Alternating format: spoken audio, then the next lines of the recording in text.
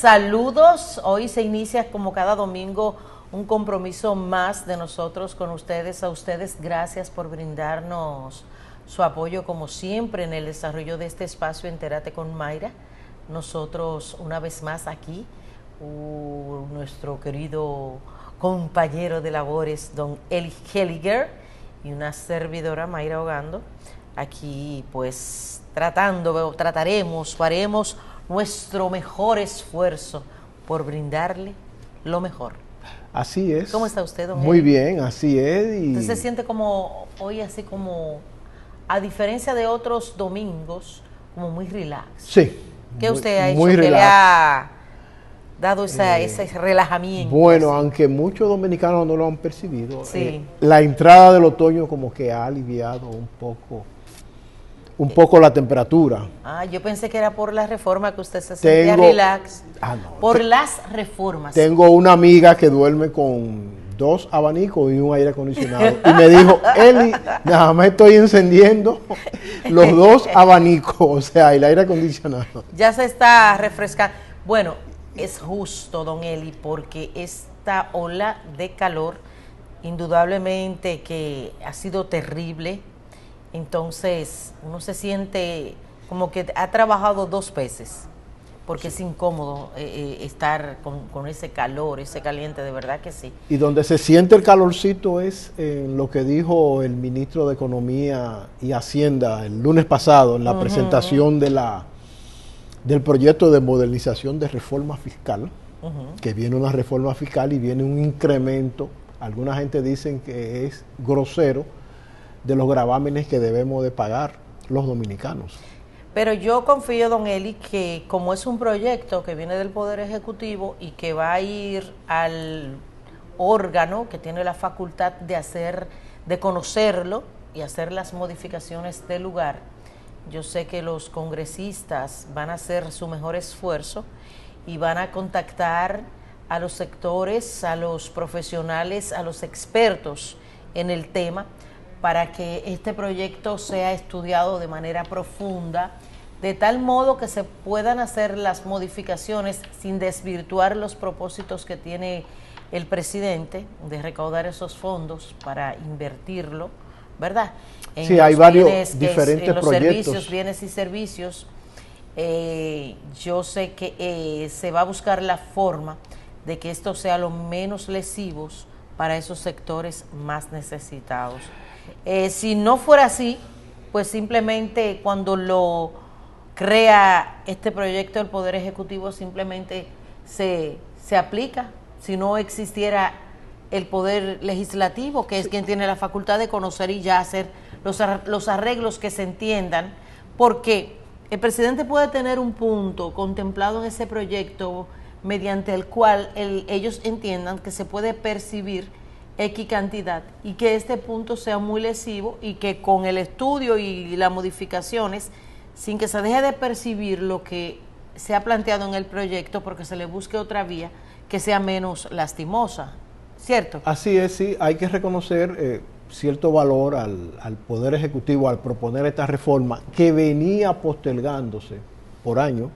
Recuerdo que con la aprobación en el 2012 de la Ley Nacional de Desarrollo, se propuso que en términos de 3 años o 2 años había que hacer un pacto fiscal, una reforma fiscal, y sin embargo los sucesivos gobiernos lo que recurrieron fue a parches y claro, remiendos, claro, porque esto tiene un costo político que no se sabe cómo se va desde ahora mismo a manifestar en términos de la misma gobernanza y de la continuidad en el poder del Partido Revolucionario Moderno. Lo que dicen los entendidos en materia política es que tal vez en estos primeros 6, 7, 8 y tal vez un año puede existir un trago, se va a existir un trago amargo, luego se va acomodando la carga, como dice la expresión popular,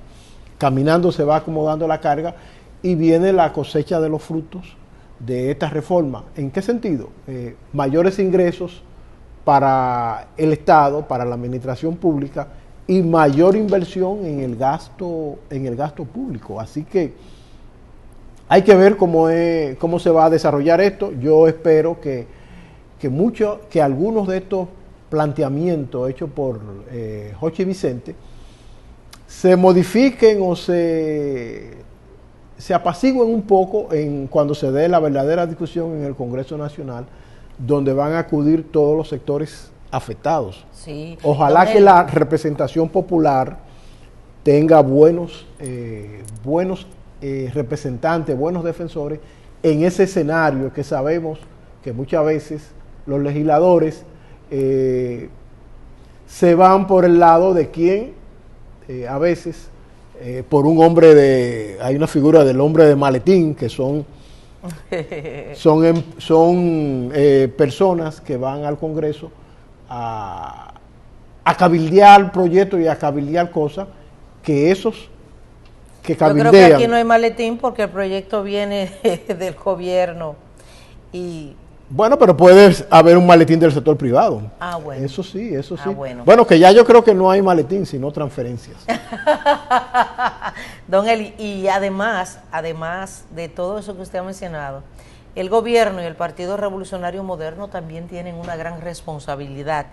Y es el hecho de buscar sus mejores hombres y mujeres relacionados con el tema económico para que se formen la tarea de explicar de la manera más sencilla a la población en qué consiste esta reforma fiscal. Porque, señores, esto es un tema muy especial que no todos los sectores lo dominan, pero que sí va a tocar a todos los sectores de la vida nacional. Entonces, una de las responsabilidades no solo del gobierno como tal, sino del propio partido revolucionario dominicano, moderno, es explicar de manera llana, que se pueda ser consumido con términos que sean consumidos por la población de abajo, qué es la reforma, hacia dónde va, cómo se va a aplicar, por qué se está haciendo. Eso es una gran tarea y aunque muchos la puedan minimizar y quizás ni siquiera se tome en cuenta, déjeme decirle que para el bien futuro del partido es una de las tareas que a mi juicio yo considero más importante. Don Eli, mire, no quiero finalizar sin mostrar nuestro apoyo a las aspiraciones de nuestra querida Nuris Paulino. Manuel tiene una foto por ahí. Nuris Xiomara Paulino Pérez, ella está aspirando a ser miembro del Pleno de la Junta Central Electoral. Oh, qué bien. Ella está recibiendo el apoyo del CDP, de la CNTU, de FAPROUAS, de varias universidades, de parte de la Iglesia Católica, y nosotros nos unimos a ese apoyo porque entendemos que Nuris posee esos elementos que le sumarían y que le suman como una buena profesional en sentido general, pero específicamente en estos temas de la Junta Central Electoral, donde lleva más de 15 años laborando y que conoce estos temas.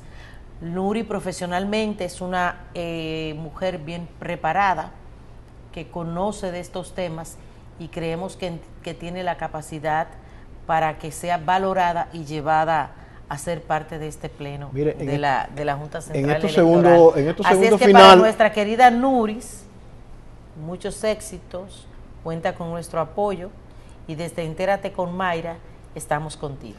No, en estos segundos finales, felicitar al gremio, a la Asociación Dominicana de Profesores. Sí.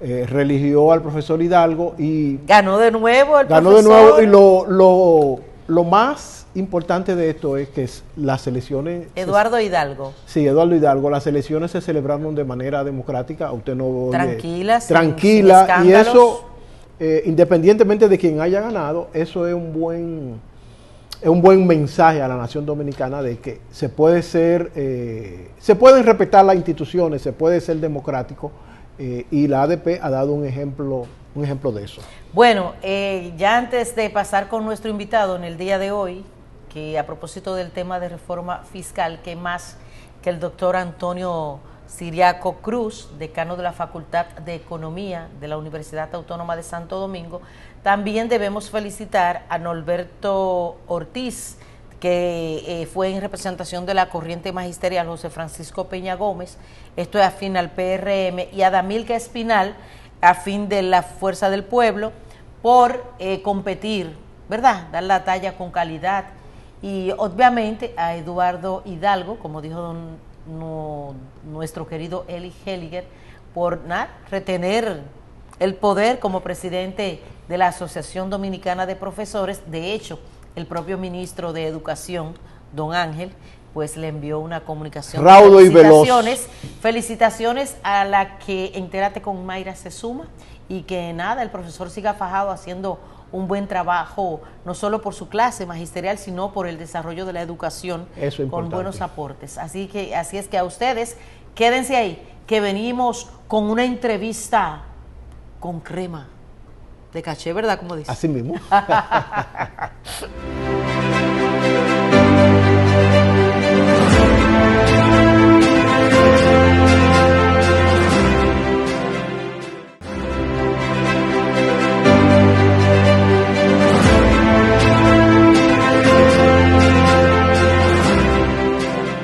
Nosotros agradecidos de que ustedes continúen acompañándonos en el desarrollo de este espacio Entérate con Mayra, y es el momento de recibir a nuestro invitado en el día de hoy a propósito de que en el país se conoce un proyecto de reforma fiscal que ha inmovilizado todos los sectores, señores, porque cuando se habla de pagar, a nadie le gusta eso.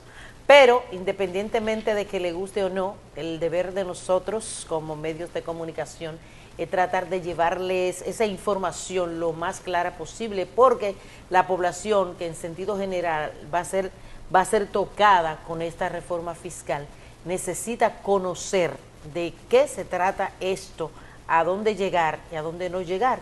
Y qué mejor que un experto en estos temas, como lo es el decano de la Facultad de Economía de la Universidad Autónoma de Santo Domingo, el doctor economista Antonio Siriaco. Gracias, profesor, por siempre tan amablemente acceder a nuestra invitación. Gracias, Mayra, por esa presentación, y también a Eliget. Yo siempre estoy a la disposición de ustedes. Bueno, don Eli, arranque un Profesor, yo quiero, hay la impresión de que en esta propuesta de reforma fiscal, muchos sectores piensan que el gobierno anunció que quiere recaudar 122 mil millones de pesos. Entonces hay algunos sectores que dicen que está sobreestimado, para que en las discusiones que se van a dar ahora en el Congreso Nacional, esta cifra pueda ser más o menos rebajada y quedar en un punto en donde satisfaga los intereses del gobierno. Mira, Eli, tú sabes que el gobierno hizo esa estimación de 122 mil millones de pesos. Al principio se había hablado de 115 mil millones, y luego entonces cuando se presenta el documento, la propuesta, hay 122 mil millones. Cuando uno analiza algunos elementos posibles de aplicación, uno observa que tal y como está la propuesta, si se aprueba, yo creo que el gobierno podría llegar a un monto mucho mayor, casi al 2% del Producto Interno Bruto. Aún si se produce alguna negociación, sin cambio si alguno, se produce alguna negociación. Sin cambio alguno. Sin cambio algunos. Porque mira qué ocurre. Vamos por los ítems que ellos han señalado. Se habla de que las personas físicas, y básicamente aquellos que tienen ingresos por encima de los 624 mil pesos al año, que son personas físicas con ingresos de 52 mil y más, tienen la obligación de hacer una declaración oral. Imagínate tú que hay en una población de 2 millones de personas físicas que tienen derecho a declarar, solamente declaran 80 mil.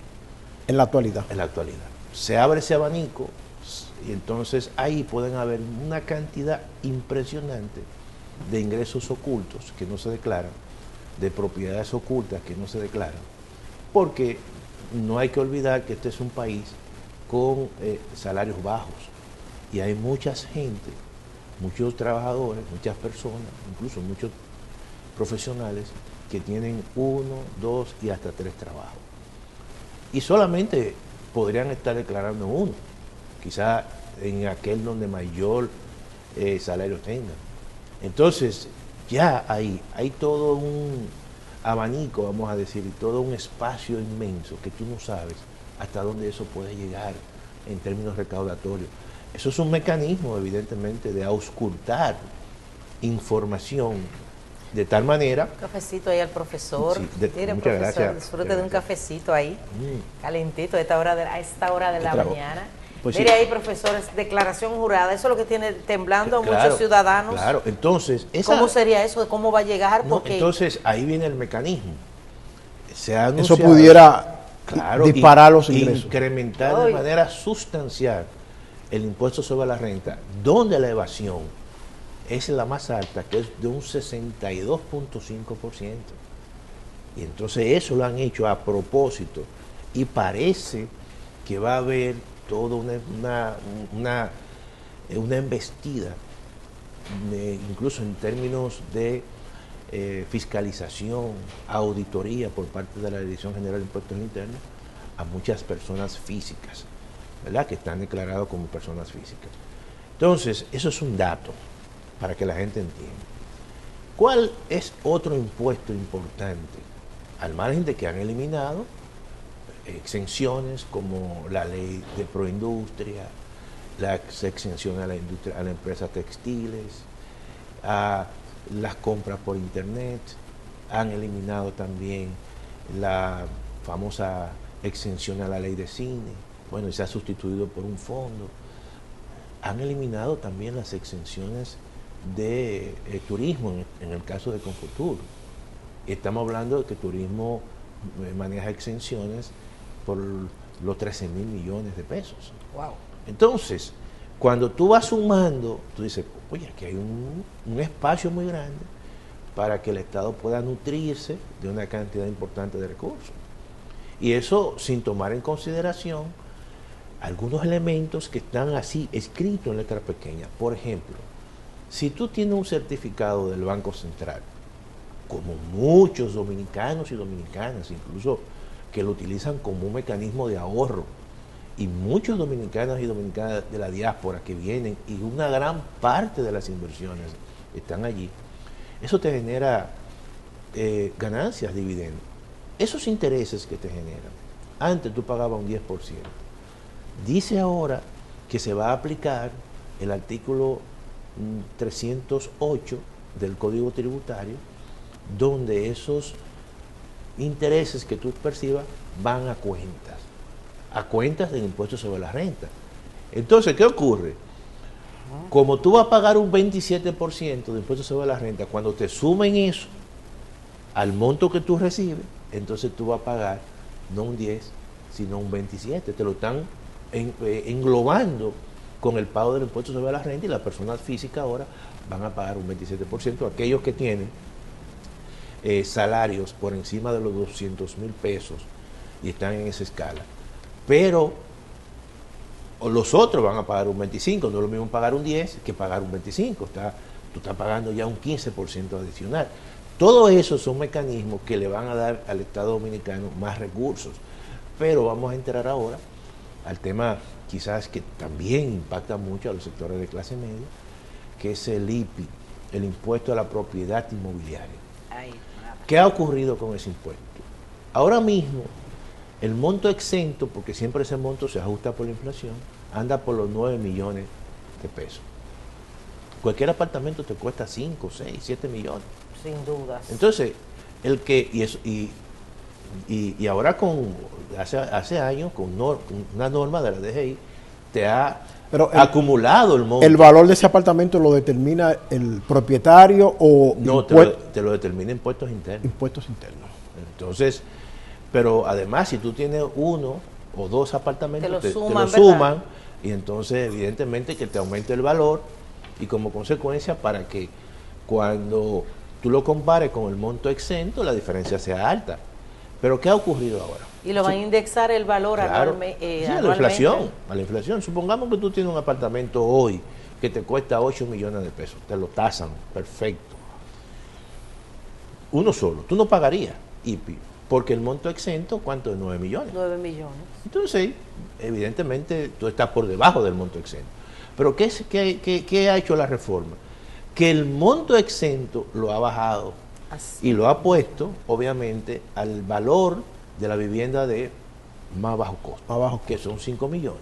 Que Entonces, cualquier apartamento te cuesta claro, eso. por Entonces, sencillo que si sea. tu apartamento tradicionalmente cuesta tasado bien 9 millones, ahora tú vas a pagar por esa diferencia 9 menos 5, 4, el 1%.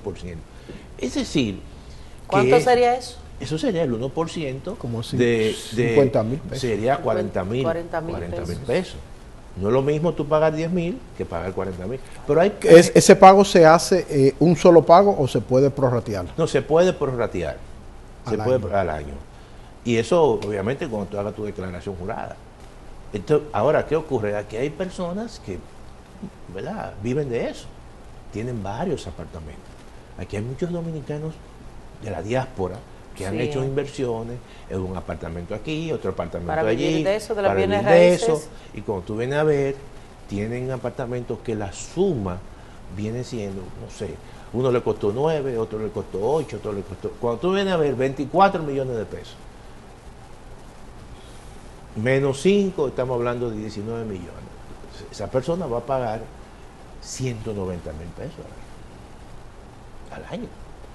Ahora, por eso yo digo que este proyecto de ley que va al Congreso Nacional tiene oportunidades de mejora para ver cómo tú le quitas un poco o genera compensaciones que ya estaban a los sectores de clase media, porque los sectores de clase baja, que están básicamente en los quintiles más bajos, no hay problema. Va a haber un incremento en el salario mínimo para el sector público y privado.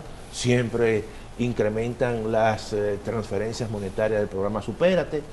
Entonces, Profesor, tú no le dejas nada, Mayra, a los sectores de clase media. Yo creo, siempre hay que ver esto, Mayra y Eligeo, en el contexto de la economía política. O sea, el partido que está en el poder, o los partidos que siempre detentan el poder, tienen que ver eso. Como dice el adagio, ni tan cerca que te queme, ni tan lejos que no te alumbre. ¿Cierto? ¿Verdad? Profesor, Porque si te acerca demasiado, te queman. Si te aleja demasiado, te queda oscura. Te queda a la oscura. Entonces, hay que dejarse ver un chin. hay que dejarse ver un chin. Profesor, Y eso es lo que ocurre realmente. Nosotros sabemos que esa reforma fiscal era algo que tenía que darse y que los gobiernos de turno No la habían postergado porque, escurrido como dije al principio, bulto. no es gracioso Claro. pagar. Y cuando se habla de impuestos internos, no solo en la República Dominicana, sino a nivel mundial, usted sabe que eso es como implantarle el terror a una persona. Pero siendo consciente, independientemente de eso, uno sabe que un gobierno se puede mantener y cumplir con los servicios básicos recibiendo impuestos. ¿Y cómo se reciben esos impuestos? A través de las vías que se crean para hacerlo. Y aquí se había estado durante muchos años parche, pero no se había hablado de una reforma integral porque todo el mundo le había sacado el cuerpo. El presidente Abinader, como ya él dice no se va a reelegir y que él siente que debe hacer las reformas que necesita el país para que esto marche por donde debe ser, a pesar de los reclamos y los rechazos. Ok, nosotros también estamos conteste con eso. Ahora, yo creo que la gran tarea, profesor, es que esos sectores conocedores, esos profesionales, esos expertos, se reúnan y analicen esta reforma de una manera tal que sea lo menos lesiva para esos sectores que menos pueden, y eso se puede lograr, ¿cierto, profesor? ¿Qué usted entiende? ¿Que se puede eliminar Mayra, o variar, yo modificar? estoy de acuerdo, yo soy pro reforma.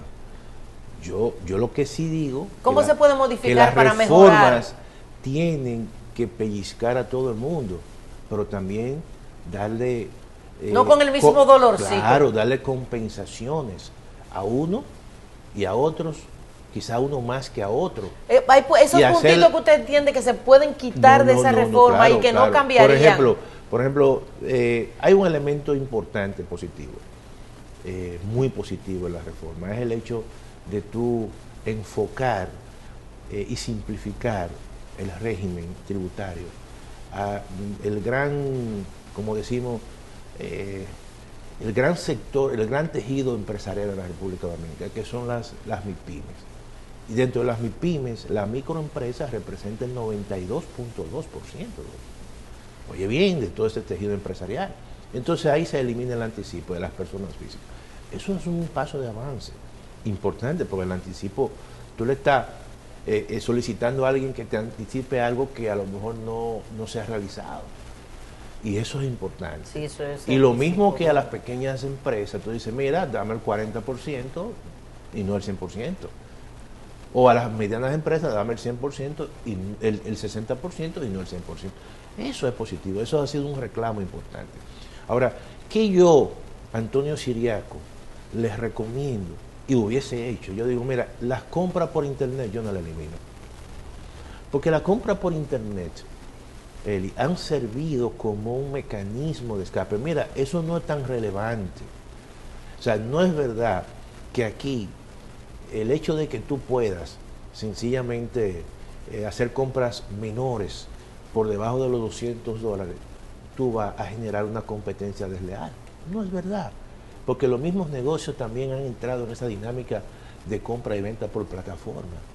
Y además, cuando eso vaya al Congreso, eso va a traer dificultades, porque si no se puso en años anteriores por los conflictos que eso trae con los tratados internacionales, por ejemplo, el artículo 11.3 del Acuerdo de Libre Comercio con Estados Unidos, en su capítulo sobre el comercio de servicios, habla sobre el compromiso que hacen los gobiernos que lo firman para el caso de los envíos expresos. Pero además, en el año 2005, el doctor Leonel Fernández, a la sazón presidente de la República, firma un decreto de reglamento, el 402-05, donde precisamente menciona todo el tema de las compras por internet, por debajo, compras menores por debajo de los $200, y también se compromete a todo el tema de hacer expedito todos los envíos expresos. Entonces, ya hay un elemento polémico que va no va a haber comenzar. tope en la compra por internet, sino que Se elimina. Entonces, oh. ¿qué yo haría? Como hay en todos los países, en Colombia, te dicen en Colombia, Elige, Mayra, solamente tú vas a tener derecho a 3 compras al año por internet. O sea, cuando tú entres tu tarjeta, o tus tarjetas que están a tu nombre, van a aparecer, evidentemente, y te dicen, no, tú no tienes derecho ya porque tu pasaste cuota... las 3 compras. Pero no se eliminan. Entonces tú tienes opciones, tú te planificas. Eso es un elemento importante. Una buena propuesta. Yo no la quitaría, las deducciones que le hacen a los sectores por gastos educativos. Yo lo que la limitaría solamente al rango o a la escala de ingresos de grupos que estén básicamente vinculantes con la clase media. Porque tú me dices una persona que es un súper rico, que envía a sus hijos al Caro Morgan y que porque la ley está ahí se beneficia. Yo quito y elimino esa escala. Entonces, tú estás generando mecanismos, Mayra y Elige, que de una forma u otra tú le estás dando una compensación a los sectores de clase media. Yo soy partidario de que cuando se hace una reforma fiscal, en vez de declarar un incremento en el salario mínimo, yo hago un incremento en el salario general. Que todo el mundo se beneficie. Porque, quieras o no, a mí me va a tocar, a ti te va a tocar, a ti te va a tocar. Entonces, ya ahí tú estás generando un elemento compensatorio y tú estás generando un equilibrio. Se puede mejorar mucho ese proyecto y que el gobierno logre lo que persigue. Claro, entonces eso son propuestas.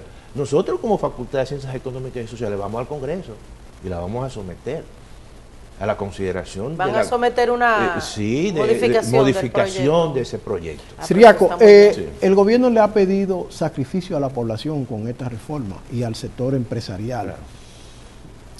Y él mismo ha dicho que va a fundir varias dependencias del Estado. ¿Es suficiente ese sacrificio que hace el que va a hacer el gobierno para justificar pedirle a la población ese sacrificio también? Mira, yo creo que nosotros hemos O hablado... puede hacerlo más, puede nosotros- hacerlo más el nosotros- gobierno. Claro, siempre en el sector público hay un montón de oportunidades de mejora, pero tú no la puedes hacer de un día para otro, porque estamos hablando de que hay una cantidad de personas que trabajan allí. Y no puedes tampoco tú mismo generar una... Pero no es solamente reducir la cantidad de empleados, sino hay en No, las instituciones públicas hay gastos a veces sumamente innecesarios. Por ahí voy, y, ahí voy. y otras cosas. Y todo eso habrá que revisarse.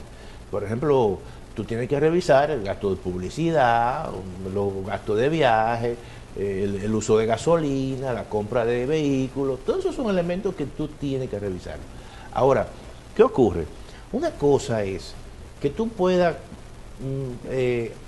buscar un ahorro en términos de fusiones de ministerios, y otra cosa es hacerlo más eficiente. Necesariamente por el hecho de que tú puedas fusionar algunas instituciones, tú no lo vas a hacer más eficiente. Eso hay que verlo, pero siempre hay que ver los estudios de impacto. Entonces, porque el sector público en la República Dominicana es un sector en términos de el tamaño de nuestro país, es muy grande, vamos a decir. Nosotros tenemos 32 provincias, cuando China no la tiene, ni la tiene Rusia, ni la tiene... ¿verdad? 32 provincias con 150 32 senadores, sí, 32 y 190 senadores, diputados. 159 municipios, 245 distritos municipales. Ahora, yo creo que hay un elemento interesante por el lado del gasto que se sometió y ya incluso fue promulgado, que fue lo primero que se sometió, fue la Ley de Responsabilidad Fiscal. Esa ley, que yo creo que es interesante porque limita realmente el gasto, como dicen, el gasto primario. El gasto primario es aquel gasto que no incluye el pago de intereses. Entonces te dice, mira, todos los años ese gasto va a crecer un 3% más la inflación. La inflación generalmente es un 4%. En sentido nominal, el gasto te puede crecer un 7%. Pero si la economía te crece nominalmente un 9 o un 10, estamos diciendo que con el paso del tiempo tú vas a coger menos dinero prestado. Y entonces eso lo que te va a provocar es que el déficit se cierra y la deuda con respecto al PIB se va a estabilizar en un nivel mucho más bajo. Eso es un buen elemento. Yo creo que se pudo haber mejorado incorporando una regla diciendo, mira, todo el dinero que se tome prestado solamente se va a utilizar para gasto de capital. Pero yo creo que con lo que se ha planteado con fusiones, yo podría estar en desacuerdo con algunas fusiones, ¿verdad? Pero ya es una decisión que parece que el gobierno ha tomado, y en ese sentido hay algunos ahorros posibles, porque estamos hablando de dos ministerios donde hay uno que es el que maneja mayor presupuesto de todos, básicamente el presupuesto nacional, y ahí parece que han visto algún tipo de oportunidad de mejora. Pero hay otro ministerio también, profesor, el de Hacienda y el de Hacienda, administrativo. Y Economía. Y Economía y Desarrollo. Ahí yo, en el caso de los dos, yo tengo siempre mis dudas, tanto en el MESIC con educación y Hacienda con Economía. Mira el caso de Hacienda y Economía. Ahí se hizo ya se han hecho ahí algunas reformas. ¿En Hacienda? Sí, en el año 2006 se hizo una reforma cuando, y quizá un poquito antes, el 2007, algo así, 2006, recuerden ustedes que existía impuesto sobre la renta y rentas internas, y se fusionan y se crea la Dirección General de Impuestos Internos en el año 2007. Y recuerden ustedes que DIGEPRES era Oficina Nacional de Presupuesto, que no pertenecía a Hacienda, que pertenecía en ese momento a finanzas, ¿no? Era no al Secretariado Técnico de la Presidencia, que a su vez ay. se le cambió el nombre por Ministerio de Economía, y la otrora Oficina Nacional de Planificación se convierte en un viceministerio, y la UNAPRES, que era la Oficina Nacional del Presupuesto, se pasa a Hacienda y se transforma en la Dirección General de Presupuesto. Entonces Hacienda ya agrupa todos los entes vinculantes con las finanzas públicas, donde está la DGI, la DGA, Tesorería, DIGEPRES, y esas instituciones que están en un nivel operativo con, se puede decir, autonomía financiera y autonomía operativa, pero de carácter normativo están en Hacienda. Entonces, si tú traes a el MEPIT, ahí puede generar como cierto nivel de dificultad para tú hacer la política de largo plazo, para tú hacer la política territorial, que lo hace obviamente el MEPIT. Entonces, son elementos de complejidades que se dan, que yo creo que se llevarán tiempo, porque todo eso son leyes que tienen cada una de esas instituciones, sí, y eso tiene que ir al Congreso. Pero obviamente, fíjate que en el presupuesto del año 2025, en ese presupuesto, están esas instituciones separadas. Está el MEPIT con su presupuesto, está el MINER con su presupuesto, está la MESID, el MINER y Educación, MESID, Hacienda con su presupuesto. Por ejemplo, Hacienda. Y entonces, profesor, en ese caso. No, porque es que eso se lleva tiempo. Por ejemplo, en el caso de la fusión entre los ministerios de educación, ya se formó una comisión y ahí se va a trabajar. Me imagino que también lo harán en las demás. Claro, hay otras instituciones que evidentemente no tienen razón de ser. ¿Cómo cuáles, profesor? Bueno, Monte y Piedad. ¿Tú crees que Monte y Piedad tiene razón de ser? Ya no es Monte ni es Piedad. Ni es Piedad. ni es una cosa ni es la otra. Entonces, ese tipo de instituciones que están dispersas, generalmente, tú dices, está bien. O en el caso, por ejemplo, del IAD, es correcto tú llevarla a agricultura. Agricultura, correcto. Ahí se salvó el Ministerio de Cultura, que antes funcionaba en la Secretaría de Educación, Bellas Artes y Cultos. Lo que pasa es que, obviamente... Y lo han dejado... Ahí quizá, si eso hubiese ocurrido, el calentón hubiese sido muy grande, porque si le quitan a la parte de cultura lo de cine, entonces y después eso es un problema. Por eso yo digo que todo esto hay que verlo también, señor, en términos con cabeza fría, profesor. Y político, porque tiene impacto político. Profesor, con esta reforma me imagino que la Dirección General de Impuestos Internos tendrá que hacer un gran trabajo y tecnificarse más.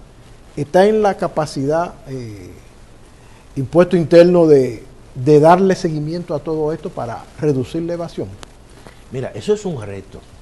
Esa es una pregunta interesante, porque uno de los problemas que ha habido con el tema de la evasión es la falta, obviamente, de un ente que tenga la capacidad para gestionar. Lo han hecho bien, porque han hecho un esfuerzo muy grande, pero no es tan fácil. Y entonces hay que seguir fortaleciendo la Dirección General de Impuestos Internos. Hay mucha gente que ha estudiado contabilidad creativa. Mucha gente. ¿Qué significa eso, profesor? Significa que siempre está presto, obviamente, a hacer el bypass financiero, es decir, ¿tú entiendes? Y a ocultar información empresa. Y eso no lo hacen los que no saben, solo lo hacen los que saben. Obviamente. Y lo hacen bien. Bueno, profesor, déjeme decirle que para nosotros, una vez más, ha sido un gran placer haberle tenido y dar esas explicaciones, y nosotros nos sentimos esperanzados, claro, y confiados en que usted, como nos dijo en la conversación, va a llevar ese proyecto, esa propuesta de modificación, claro, y que la misma vaya dirigida a mejorar y a evitar que esos sectores más necesitados sean afectados de manera drástica en esta reforma fiscal que, reiteramos, sabemos que es necesaria, aunque resulte dolorosa para todos. Así es. A ustedes continúen, que aún queda más de Entérate con Mayra.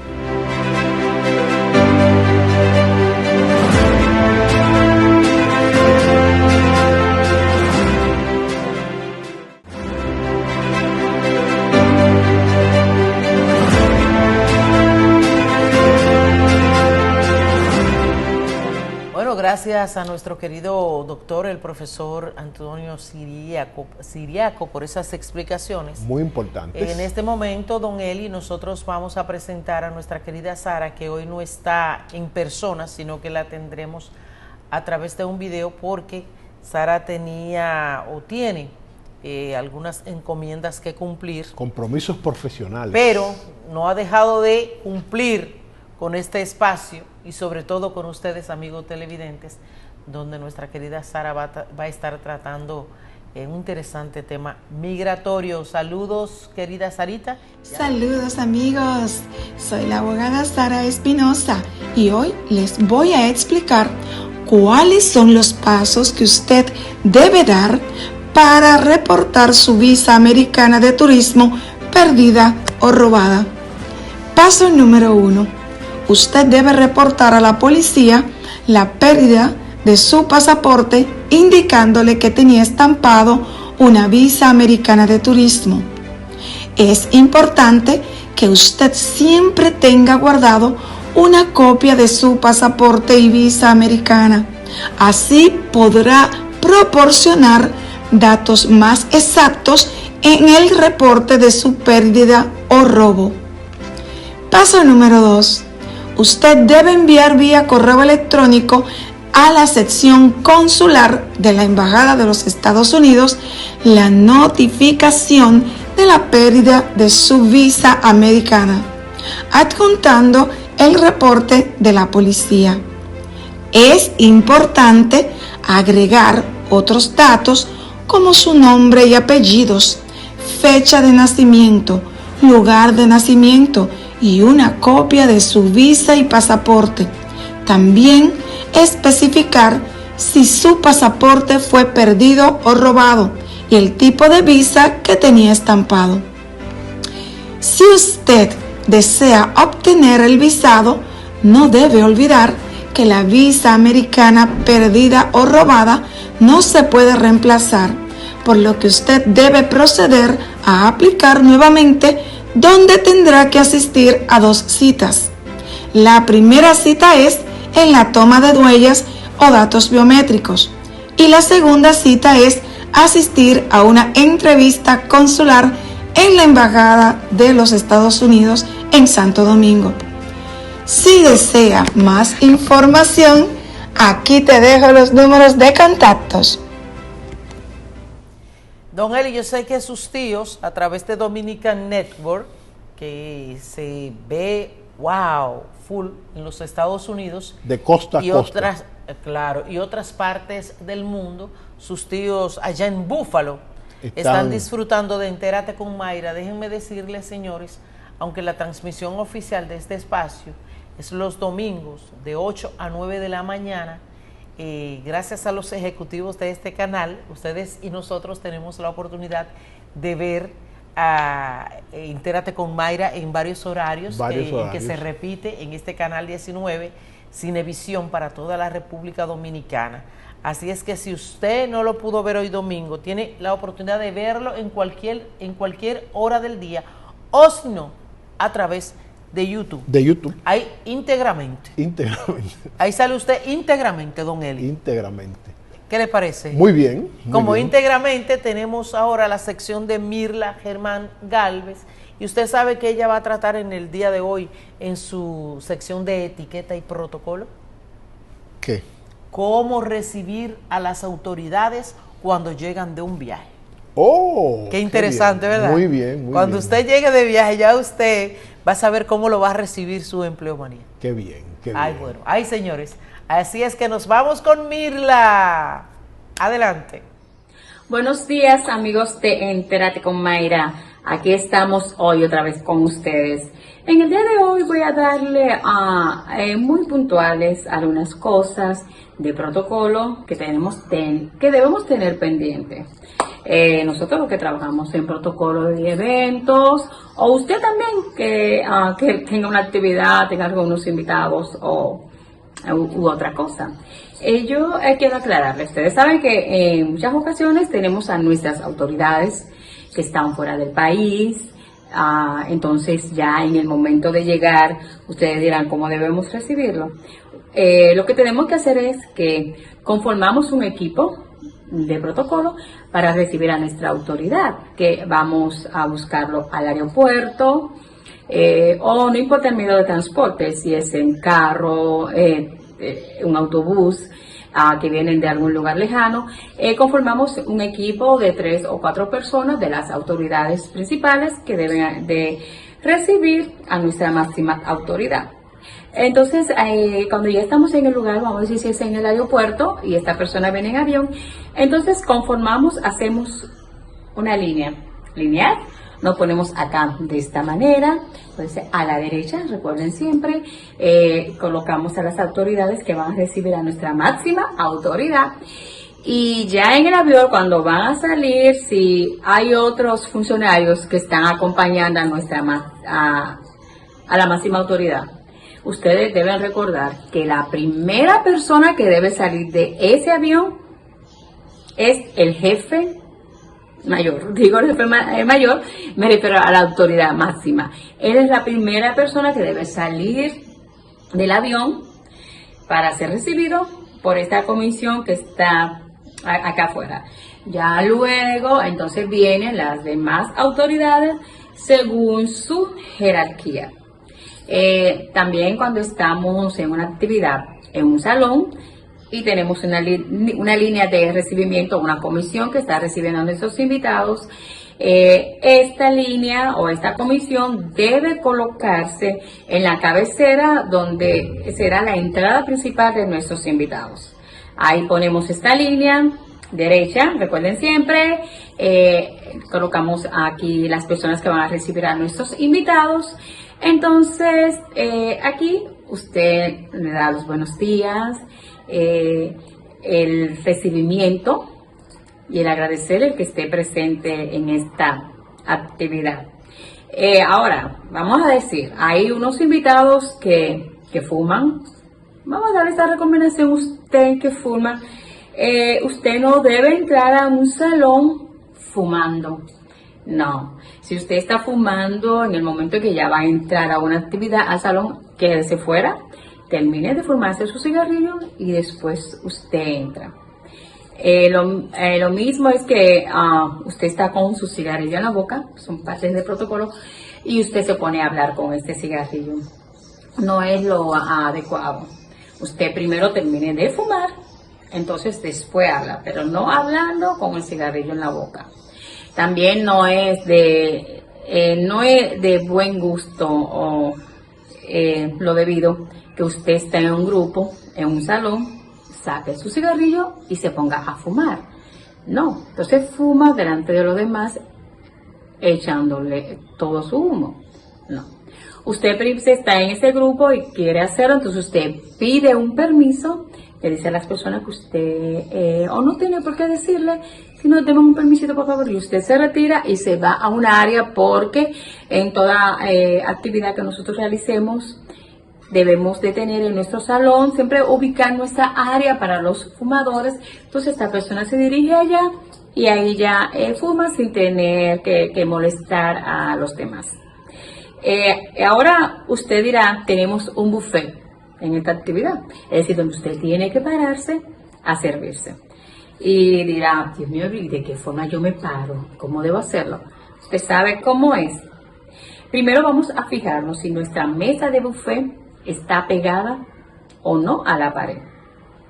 Si las mesas de buffet, porque a veces colocan varias, está despegada de la pared, recuerden que debemos iniciar de derecha a izquierda. También usted se dará cuenta por la colocación de la cristalería. Usted verá que los platos están colocados aquí a la derecha. Entonces ya usted debe saber que por aquí es que iniciamos y así debemos hacer todo nuestro recorrido. No como hacemos muchas veces, tomamos los platos y nos vamos a iniciar allá, al otro lado, a la punta. No, debe seguir este orden. Ahora, si la mesa está o las mesas están pegadas a la pared, el buffet, aquí entonces iniciamos lo contrario, de izquierda a derecha. Ya saben, recuérdense, fijarse dónde está, en nuestra cristalería, dónde están colocados los platos. Por ahí que usted debe iniciar. Y al estar pegada de la pared, los platos entonces están del lado izquierdo y es así donde usted debe iniciar. Pararse, fijarse, la mesa está pegada a la pared, los platos están a la izquierda, entonces inicio a la izquierda. La mesa no está pegada a la pared, los platos están a la derecha, entonces iniciar a la derecha. Así que tengan pendiente estos truquitos para que usted se vea educado y digan, ese sabe comportarse en una actividad, tiene ciertas reglas de protocolo. Bueno, señores, llegamos al final, don Elis. Así mismo. Este domingo 13, mañana el lunes 14. Lunes 14. Y vienen muchas cosas. Vienen muchas cosas por ahí y se está yendo octubre. Se está yendo octubre. Y qué bueno que está terminando la temporada ciclónica. Sí. Y que se vaya ese calor. Que se vaya ese calor. Y que venga diciembre, hombre. Este año no hemos tenido grandes eventos. Gracias a Dios. Gracias a Dios. La temporada termina el 30 de noviembre, pero ya históricamente y a partir de ahora siempre comienzan a disminuir la frecuencia de esos fenómenos. Bueno, señores, a ustedes gracias como siempre por acompañarnos. Muchas bendiciones y un feliz resto de este domingo. Bye, bye. Bye.